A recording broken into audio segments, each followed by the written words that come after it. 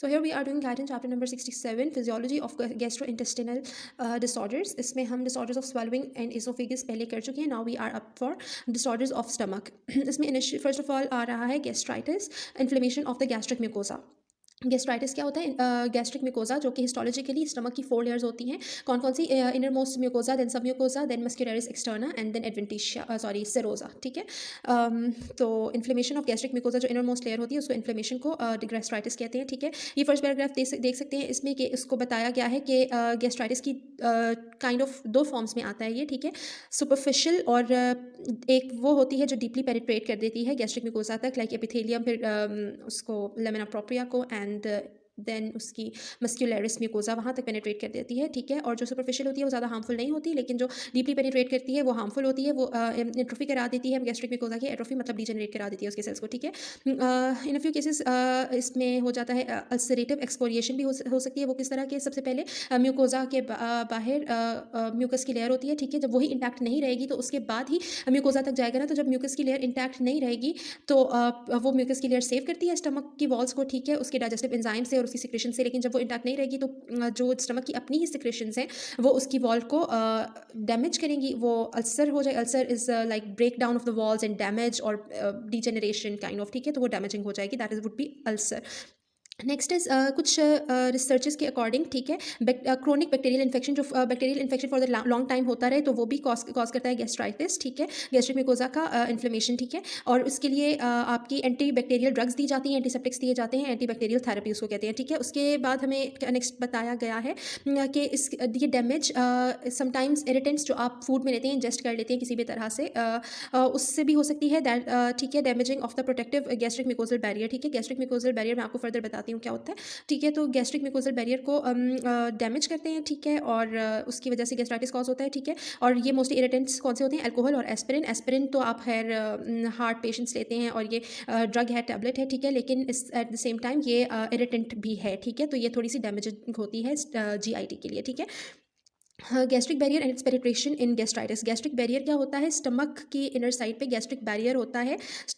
ठीक है. जिसकी वजह से एब्जॉर्प्शन जो होती है, सबसे मिनिमम एब्जॉर्प्शन, बहुत कम एब्जॉर्प्शन होती है स्टमक में. वो किस वजह से? गैस्ट्रिक बैरियर होता है. सबसे पहले स्टमक लाइन होता है, हाईली रेजिस्टेंट म्यूकस सेल्स जो होते हैं उससे लाइन होता है stomach.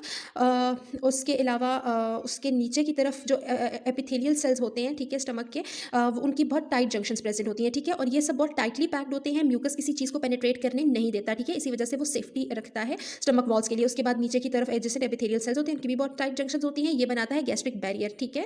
So here is the next page. ठीक है.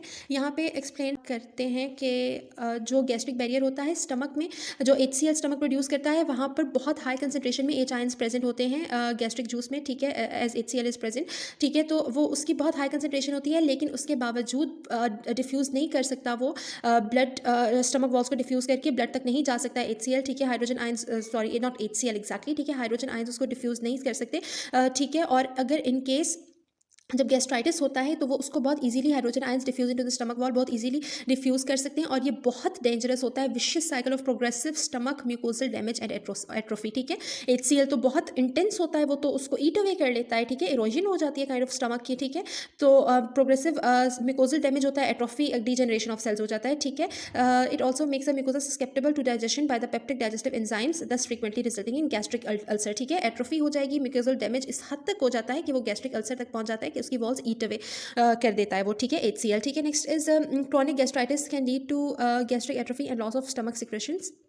यहाँ पे है कि गैस्ट्राइटिस से मोर एंड मोर एट्रोफी होती है. ठीक है. उस जब एट्रोफी होगी तो जाहिर है वॉल में गैस्ट्रिक ग्लैंड्स प्रेजेंट है. गैस्ट्रिक ग्लैंड्स भी नहीं रहेंगे, बहुत कम रहेंगे. गैस्ट्रिक सिक्रेशंस नहीं रहेंगी, वो सिक्रीट नहीं करेंगी. और ये ऑटो इम्यूनिटी में भी एट टाइम्स होता है कि गैस्ट्रिक म्यूकोजा के अगेंस्ट ऑटो इम्यूनिटी इन सम कंडीशंस बॉडी डेवलप कर लेती है, जिसकी वजह से जाहिर है जब ऑटो इम्यूनिटी डेवलप होगी तो डैमेजिंग होगी गैस्ट्रिक एट्रोफी की. ठीक है. और loss of stomach secretions lead to achlorhydria. ये 2 कंडीशंस बताई हैं, एक्लोरेडिया और हाइपोक्लोरेडिया. जब सिक्रेशंस में HCl आता है ना, तो जब HCl बिल्कुल भी सिक्रीट नहीं होता वो एक्लोरेडिया होता है. और जब डिमिनिश्ड सिक्रेशन मतलब बिल्कुल कम सिक्रेशन होती है वो हाइपोक्लोरेडिया होता है. ठीक है. और gastric secretions, it is diagnosed when pH gastric secretions fail to decrease.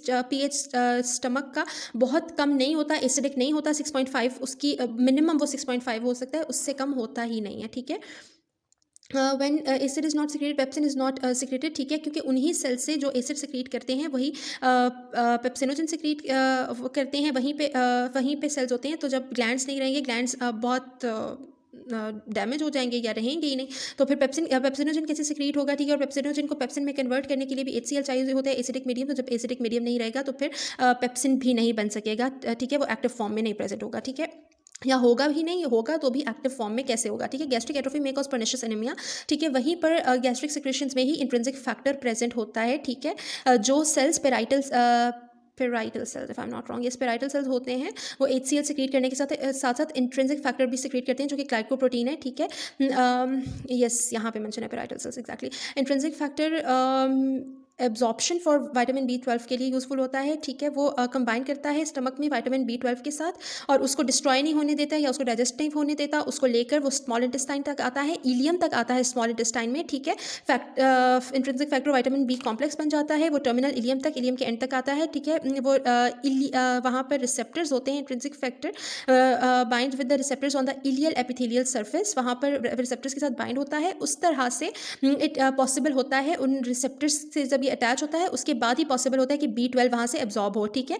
जब इंट्रिंसिक फैक्टर प्रेजेंट नहीं होगा तो बहुत कम, like 1 out of each 50 absorb हो सकेंगे, ठीक है, without intrinsic factor. An adequate amount of vitamin B12 क्या करता है, ठीक है, ये हेल्प करता है सिंथेसिस ऑफ DNA में, जो कि फर्दर RBC प्रोडक्शन में हेल्प करता है, ठीक है। तो जब विटामिन B बहुत कम एब्जॉर्ब होगा तो रेड ब्लड सेल्स नहीं बनेंगे, it will lead to pernicious anaemia. So that is all about gastritis.